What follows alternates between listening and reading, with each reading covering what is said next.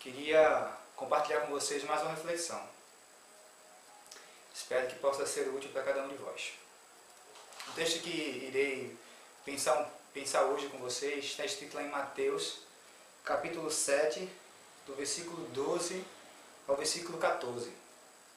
E está escrito o seguinte: portanto, tudo o que vós quereis que os homens vos façam, fazei-lo também vós, porque essa é a lei e os profetas. Entrai pela porta estreita, porque larga é a porta e espaçoso o caminho que conduz à perdição, e muitos são que entram por ela. E porque estreita é a porta e apertado o caminho que leva à vida, e poucos há que encontrem. Eu gosto desse texto e muitos já têm ouvido falar sobre ele. Mas eu queria tentar, refletir um pouco diferente daquilo que eu tenho escutado. Ou seja, em minhas leituras eu tenho percebido outras indicações. Então, quando a gente escuta falar sobre esse texto, a imagem que nos vem à cabeça, é que Jesus está dizendo que o caminho que leva ao céu é muito difícil, complicado, realmente árduo, não é fácil entrar. É por isso que tantos vão se perder. Por quê? Porque se perder é facílimo. E no discurso que nós temos hoje, as pessoas pegam esse texto e vão tentar adequá-lo ao princípio de vida que elas acreditam que é o certo. O que é que eu estou querendo dizer com isso? Então, na cabeça de muitos religiosos, a verdade que eles expressam é o seguinte: não, olha, o que é a vida fácil, Então, na cabeça dessas pessoas, e o que é uma vida difícil, certo? O que é complicado nesse caminho de Jesus? O que é complicado nesse caminho de Deus? Então, o que a gente escuta hoje é complicado por quê? Porque você precisa renegar todas as coisas que o mundo lhe oferece. Dificílimo, Então, a ideia dos religiosos da época é exatamente essa: olha, você não pode beber, você não pode fumar, você não pode dançar, você não pode escutar música secular, música do mundo, você não pode vestir as roupas que a moda determina, você tem que ter uma imagem pré-definida pela igreja, você não pode usar brinco, não pode botar tatuagem, ou seja, tudo aquilo que as pessoas fazem e que você vê alguém fazer e que não é costume da tradição da igreja, você não pode fazer. E é difícil, meus irmãos, dizem as pessoas, É difícil, é complicado viver assim. Por isso as pessoas querem facilidade, As pessoas querem se divertir, querem ir para a balada, as pessoas querem beber, as pessoas querem namorar, as pessoas querem assistir os filmes que querem, ver os vídeos que querem, ouvir as músicas que querem. E eu fico verificando essas coisas e não é isso que eu consigo enxergar nesse texto. Eu não estou aqui fazendo apologia a essas coisas, Não estou dizendo que agora o pessoal pode beber, pode farrar, pode fazer tudo que vier à cabeça, que Deus não está preocupado com isso. Não é isso que eu estou dizendo. Eu só queria pensar com vocês que, acredito eu, quando vejo as Escrituras, que a preocupação de Deus não é essa.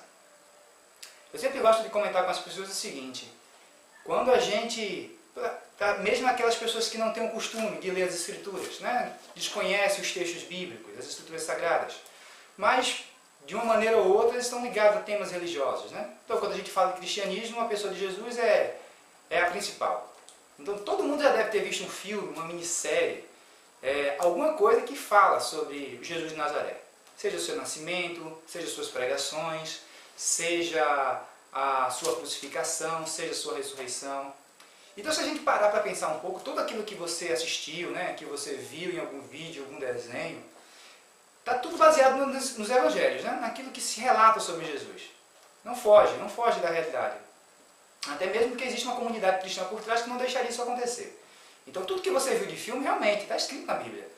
E se você for pensar a imagem que a gente tem, normalmente aquele Jesus loirinho, de olhos claros, magrinho, que normalmente é representado pelos atores que fazem esses filmes, será que você consegue fazer essa ligação com o que as pessoas da igreja hoje pregam? Você vê um Jesus preocupado com roupa, você vê um Jesus preocupado por onde que as pessoas andam, o que é que as pessoas escutam, ou o que as pessoas comem. Você consegue perceber um Jesus que está preocupado porque os outros são diferentes? Porque usa um brinco que você não usa, ou porque usa uma tatuagem que você não gosta? Será que você consegue olhar para Jesus, ao qual você conhece das mídias televisivas, e consegue ver que a principal característica dele é exatamente essa diferenciação, esses dogmas que a igreja coloca, né? Sobre esse estereótipo que a pessoa que segue a Cristo tem que ter, ou seja, ele tem você olha para uma pessoa e diz, não, essa aí é cristã porque pelo vestimenta dela, pela voz, maneira que ela fala, pela maneira que ela se comporta, as coisas que ela escuta, não, então esse aí é um cristão. Quando a gente olha para aquele personagem que foi eternizado na história, é isso que a gente pensa? É essa imagem que ele transparece para a gente? E não é bem isso que eu consigo enxergar. Então, não tendo muito conhecimento das Escrituras e alguém vá somente ver as histórias, os relatos bíblicos através da pessoa de Jesus, esse não é o enfoque. Não é o enfoque.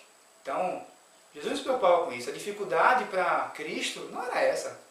Não era essa de que não vai ser muito difícil porque eu tenho que me vestir diferente de todo mundo, eu tenho que escutar coisas que ninguém escuta, eu tenho que comer coisas que ninguém come, eu tenho que estar em um ambiente que ninguém vai, eu tenho que ter uma imagem que ninguém tem. Então, muitas vezes as pessoas querem nos dizer que a dificuldade do Evangelho é exatamente essa. E que, na verdade, meus amados, não é. Isso não quer dizer que se você decidir seguir a Deus, e que você acredita no seu relacionamento com Deus, que você tem que ter uma nova postura, uma nova roupa, um novo modo de se vestir, um novo linguajar. Isso é entre você e Deus. A Bíblia fala que tudo que fizeis, fazeis para a glória de Deus. Paulo já falava que na época dele existiam pessoas que tinham atitudes diferentes. Alguns não comiam carne porque tinham sempre a imagem daquela carne sacrificada aos ídolos. E não comiam. E Paulo dizia, quem não come carne, não coma para a glória de Deus. Mas tinha aqueles outros que viram que na verdade não tinha nenhuma dificuldade, Deus não estava preocupado com isso. E Paulo dizia para eles também, olha, aqueles que comem, comam para a glória de Deus. Então quem come, não fala do que não come e vice-versa. Então a ideia, os costumes, a tradição, o gosto, Jesus nunca se preocupou com isso. Na verdade, Jesus foi muito enfático e bateu de frente de muitas tradições, muitas coisas que os fariseus e os religiosos da época tinham determinado como regras, e Jesus não gostava de cumprir nenhuma delas. Jesus quebrou o sábado, Jesus comeu sem lavar as mãos, que era uma coisa muito comum na época, Jesus curava no sábado, Jesus andava com prostitutas, com ladrões, andava no meio das pessoas que os religiosos na época diziam ser pecadores. Jesus ele tinha uma conduta diferente da de João Batista, que é até interessante que Jesus fala muito dessa crise que todos os religiosos têm, que parece que cada pessoa que segue a Deus tem que ter um único padrão. E na verdade Jesus nos mostra que servir a Deus não precisamos ser iguais.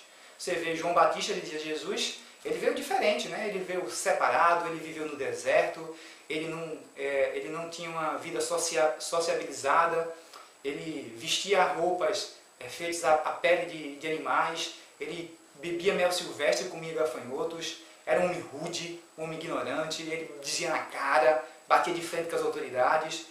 E Jesus dizia, olha, vocês não sabem o que vocês querem, porque João Batista veio desse jeito que eu acabei de descrever, e vocês dizem que ele tem demônio. Então na época as pessoas já criticavam João Batista porque ele tinha uma forma de ser, uma maneira de viver. E de repente Jesus veio, e Jesus disse, olha, eu vim, não fiz nada do que João fez, ou seja, eu sou um homem sociável, sociabilizado, ou seja, vivo no meio da comunidade, como qualquer homem normal, eu vou a festas, eu bebo, eu como, e vocês me chamam de bebarrão e fanfarrão, e comilão. Então você vê que Jesus não estava preocupado com essas coisas. Esse estereótipo que as religiões têm determinado para vocês, não é isso que Deus tem se preocupado. Essa não é a dificuldade do reino. Não é por isso que a porta é estreita. Aí você me pergunta, então por quê? O que é difícil? Qual é o complicado? Qual é a complicação que Jesus enxergou aqui e quer nos alertar? E para mim está muito ligado ao versículo 12, quando ele diz, portanto, tudo que vós quereis que os homens vos façam, fazei-o também vós, porque essa é a lei e os profetas. Queridos, Jesus é bem claro. A nossa grande missão, a nossa grande meta está condicionada ao outro. É o bem do outro. É a libertação do outro. É o resgate do outro. Veja bem, Jesus diz, olha, tudo aquilo que vocês querem que os outros vos façam. E, logicamente, nós, na nossa sã consciência, queremos o bem para a gente. Queremos o melhor para a gente. A ideia que nós queremos é que, se eu cair, alguém me levante. Se eu estiver necessitado, que alguém me acolha. Se eu errar, que alguém me perdoe. Se eu estiver carente, que alguém me ame. E Jesus diz, qualquer desses sentimentos que você tem para com você, faça para com os outros. É por isso que o Evangelho se resume nos 2 primeiros mandamentos. Amar a Deus sobre todas as coisas e ao teu próximo como a ti mesmo. Que isso também é fundamental. Nós temos que nos amar. E esse amor, ele vai virar um referencial para com o outro. E aqui, novamente, Jesus repete, tudo que vós quereis que vos façam, fazei vós também. E é por isso que eu consigo ter a imagem do estreito que é o reino. Por quê? Porque, meus queridos, a maneira que as pessoas pensam hoje é a ideia de que você entra sozinho. Existe um texto bíblico que nós religiosos usamos muito e que muitas vezes vem carregado de um egoísmo muito grande, que é aquele que diz o seguinte, cada um dará conta de si mesmo a Deus. Isso está impregnado de egoísmo, é como se você estivesse dizendo, eu vou me safar, vou me livrar, e os outros que se virem. Eu garanti o meu pedacinho lá em cima, já está bom demais. Essa não é a ideia de Jesus. A ideia de Jesus é resgatar. Não, eu preciso resgatar, eu preciso entrar no céu com alguém. Então a imagem que eu tenho é a porta e é você, com 2 pessoas tentando conduzi-las para entrar no reino. Então se você imaginar, eu acredito que as portas do reino e a porta que leva à perdição, na verdade elas têm o mesmo tamanho. Eu consigo imaginar que elas se estreitam pela pessoa que entra nela. Então as pessoas que hoje vivem no evangelho egoísta, elas entram sozinhas, então é muito fácil. E na verdade elas estão entrando na porta errada. Eles não estão percebendo que a ideia não é a autossalvação. A ideia é o resgate. A ideia é que você faça com os outros o que você gostaria que fizessem com você. Que de repente você está entrando no reino e você vê alguém caído lá no chão e você diz, se eu tivesse caído lá, eu não queria que alguém passasse direto e me deixasse. Eu queria que alguém voltasse e tentasse me carregar e me levar também. E eu consigo perceber Jesus do outro lado da porta e vários servos dele entrando, carregando pessoas nos ombros, pessoas nos braços. E realmente, então imagine 3 pessoas tentando passar por uma porta. Realmente é muito estreita, é apertado, é complicado. E essa é a ideia que eu acredito que Jesus quer nos dizer. Deus está procurando pessoas que façam isso. Que queiram, que por mais que estejam, que já conheçam a Deus, querem que outras pessoas conheçam também. Por mais que sintam o amor de Deus, não é suficiente, ela quer que outras sintam esse amor e sintam esse cuidado. Eles querem que essas pessoas estejam em paz, estejam protegidas. Por quê? Porque na verdade esse é o desejo de Deus. O amor de Deus, ele é multiplicado em nós. A Bíblia diz que aqueles que creem no Senhor Jesus Cristo, do seu ventre fluirão águas. Do seu ventre será uma fonte que produzirá água para a vida inteira. Ou seja, a mesma fonte, o mesmo princípio que existe em Deus, no momento que nós conhecemos a Jesus, vai existir na gente também. Nós não queremos chegar perante o Rei sozinho. Então todos aqueles que vão chegar perante o Rei, vão tentar chegar com o máximo de pessoas que puderem. Porque essa é a ideia.